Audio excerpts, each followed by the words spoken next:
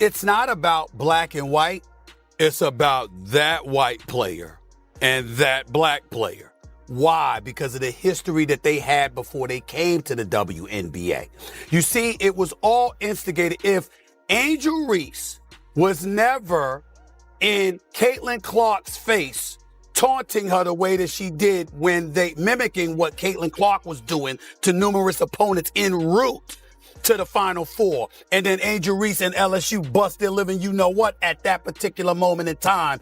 And Angel Reese was in her face chirping at her the way that she did. It would have never gotten to this point. It wasn't just a sports debate. It was a televised reckoning. Stephen A. Smith didn't just clap back at Angel Reese. He obliterated her with a sermon that shook ESPN and reignited the Caitlin Clark rivalry. What started as a basketball controversy exploded into a cultural firestorm about race, double standards, and the future of women's basketball. Unfortunately, it comes with the crown. I got to push back on you a little bit. Okay. I think you're being a little bit too PC. Let's call it what it is. I am not trying to say that she should be criticized or she is wrong. What I'm saying is by pulling it down, clearly you felt there was something wrong with it. Now, yes, you are 22. Yes, you are young. And there's a lot of things that we didn't want people to know about when we were her age. Fair enough, especially me, okay? Because I'm 30 plus years removed from that age. I got that part. There was no social media then or whatever. But here's my point to you. She knows this social media. She is not dumb. She's quite a brilliant young lady. Nor am I going to take my eyes off of what transpires with the WNBA over the next 2 weeks while Caitlin Clark is out with the quad strain. And the reason why is because, let me tell you something right now. I'm not going to go to word hate. I'm not going to be out there like RG3 was saying that Angel Reese hates Caitlin Clark or other players hate Caitlin Clark. But I will say this. I don't think it's specific about Caitlin Clark. I think it's what Caitlin Clark represents. To understand why Stephen A. Smith's rant went viral, we need to rewind. The tension between Angel Reese and Caitlin Clark didn't begin in the WNBA. It started in college basketball's biggest spotlight, the 2023 NCAA Women's Final. LSU versus Iowa, Reese versus Clark, and the taunt scene around the world. Was a basketball play. You understand? It was the heat of the moment. I got it. The fact that the sky was getting romped by 35 certainly didn't help matters. I get all of that too, okay? But the reality of the situation is clear. I think it was a basketball play. I don't think it's much ado about anything. I think both of you are 100% correct in terms of not only attributing it to competition, but loving the fact that they're being allowed to compete. We should not judge. Fast forward to this season. Reese's off-court comments about Clark didn't just fuel debate, they sparked a cultural divide. Some fans accused Reese of injecting race into the rivalry. Others said the media treated Clark as untouchable while criticizing Reese for the same behavior. Clark, one of the footages they show was Angel Reese getting up and clapping and stuff like that. They keep their eyes on stuff like this. Here's where I'm going where the rivalry kicks in. Angel Reese, the reason why, obviously, the whole Caitlin Clark-Angel Reese thing happened was because when they met in the NCAA tournament in 2023, when Angel Reese was doing all of this, because Caitlin Clark had been doing that to her opponents when she got the best of them. So Angel Reese and LSU got the best of her, and that's what she did unapologetically. And then came Stephen A. Smith, live on ESPN's First Take. He dropped a monologue so sharp it cut through every excuse. He said this wasn't about race. It was about rivalry, and Reese had poured gasoline on a fire that Caitlin Clark's brilliance already lit. Oh, she balled at Iowa in college. She's balled since she's been in the NBA. She came into the league last year with no break whatsoever between the college game and the pro game and did her thing.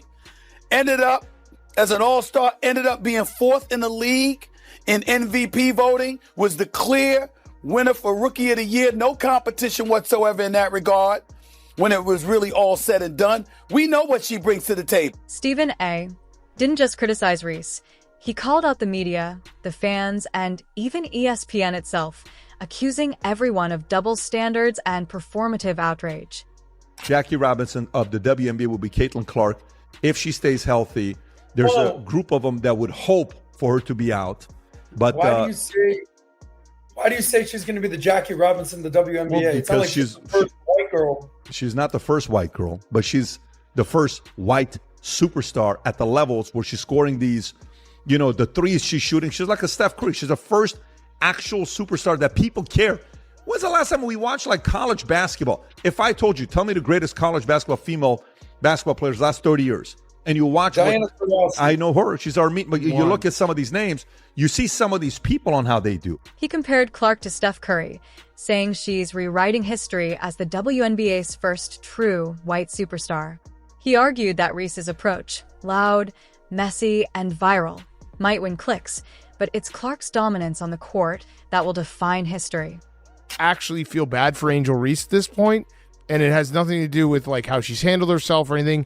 It's just simply Caitlin Clark is so much better than Angel Reese at basketball that it doesn't feel fair. Yeah, I think Angel Reese is struggling with the fact that Caitlin Clark is better at her best thing than she is. But she's better at everything. And she had a triple-double. She's tied for the third most triple-doubles in WNBA history, and she's played 50 games. Yeah. Angel Reese fired back on social media, but the damage was done. Public perception shifted overnight. Caitlin Clark was trending as a hero, while Reese became the face of controversy once again. Just like call a spade. Racism has been impacting the WNBA well before this year. This is not a new thing. Sure. This is, and in that way, I do think Caitlin's being used as a pawn. Mm-hmm. Caitlin didn't bring racism to the WNBA. This has been happening. And that, I think, is what's been such a shock for all of us, that other people are surprised by this. Mm-hmm. We've been trying to tell you. And once again, for so long, as a player, I would almost joke. I'd be like, I would have loved to have shut up and dribble. Stephen A. called Clark the Jackie Robinson of the WNBA. But here's the twist. Reese and Clark are set to face off again this season, and the league is already circling their matchup as the must-watch event. Reese is obviously and clearly taking too much heat because I believe a lot of people are using this situation as a cover for their innate vitriol and maybe their innate kind of racism or racial tension or racial misunderstanding. And now that they have been given a reason, at least the reason that they're going to try to take, which is Angel Reese reacting to Caitlin Clark's foul, now this is their opportunity to say what they always wanted to say, but they needed a mask put on to cover up the innate whether it's racism or the innate prejudice or just the innate hate that they have for Angel Reese and the ways in which she carries herself. That's my issue with all of it. Stephen A. Smith didn't just destroy Angel Reese with words. He exposed a fault line running through the WNBA between hype and history, clout and credibility, race and rivalry. And now every game, every comment, every tweet from Reese or Clark feels like another chapter in a story bigger than basketball. First of all, the WNBA has been increasing in revenue way before Caitlin Clark was even thought of. Also, there have been a lot of women in this industry and in the WNBA specifically who have been fighting and advocating for changes in the league way before Caitlin Clark even stepped foot in it. Yes, jealousy is a natural reaction and it's a natural emotion and it exists whether people want to own up to it or not. And are there people across both male and female who may have animosity towards Caitlin Clark for the attention and the awareness and the pedestal that she has been put on? Sure.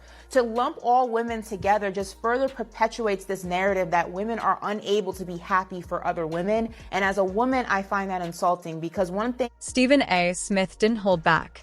On national television, he unloaded on Angel Reese, tearing apart her excuses, exposing the double standards in women's basketball, and even dragging the entire WNBA into the fire. But this wasn't just a rant. It was a cultural earthquake that left Caitlin Clark at the very center of a storm about race, respect, and rivalry. Head coach came out with a statement today saying she denounces all the racism that some people have felt in this league, players, trolls online, all those things. Yeah. As one of the biggest stars in this league, what are your thoughts on the things not only your teammates have to endure, but just the entire league? And obviously, you spoke on this before, but just now your coach and your GM are talking about it as well. Yeah, it's definitely upsetting. I don't think nobody in our league should be facing any sort of racism, hurtful, disrespectful, hateful comments and threats. Those aren't fans, those are trolls, and it's a real disservice to the people in our league, the organization, the WNBA. But there are a lot of really good fans, whether they've been fans for 20 plus years or whether they're new fans in our league. To understand why Stephen A. went nuclear, we need to rewind. This rivalry isn't new. It began in April 2023, when Angel Reese taunted Caitlin Clark during LSU's national championship win. That single moment ignited one of the most polarizing feuds in women's sports. Angel Reese was drafted number 8 in the same draft as Caitlin Clark, who was number 1. You don't think Angel Reese thought she should have been number 1 in the draft? Oh, definitely. That's something to be jealous of right there. Oh, okay. Let's be clear. That's not a bad thing. Steph Curry was drafted number 8 or number 7 in the draft. Yeah. That Blake Griffin was drafted number 1. Oh, yeah. Blake Griffin won Rookie of the Year, slam dunk contest, everything. Curry just stayed in his bag, and then eventually his time came, and now he's the greatest from his class. Yeah. So it could be that. It could just be, I hate that the crowd likes you. It could be, I hate that they love you and they don't love me. It's so many reasons, but it's real. That's what I want people to know. It is real. This season, things escalated. Angel Reese's comments and the media firestorm that followed pushed the rivalry beyond basketball. Critics accused Reese of playing into a race narrative, arguing that Caitlin Clark was protected by the media while Reese was vilified. Supporters of Reese claimed the opposite, that Clark benefited from her race in ways Black players never had. Only women that get this. I'm tired of it. Like, here's my thing, you guys. What else? Who are these girls? Who are these girls that are hating on Caitlin Clark? Are you just combing through Twitter? What else are these women supposed to do? Fawn over her? Fangirl over her? Bend the fucking knee? Kiss the ring? Like, what do you want from them? We cannot, every time the girl plays a game, she got 40 games, guys. She got 35 more games. We are not every single game gonna revisit and retread this same tired ass rhetoric that all these girls are hating on her, and they need to be thankful they have been. And then came Stephen A. Smith. On First Take, he delivered one of his sharpest monologues of the year, laser-focused, deadly serious, and devastating for Angel Reese's reputation.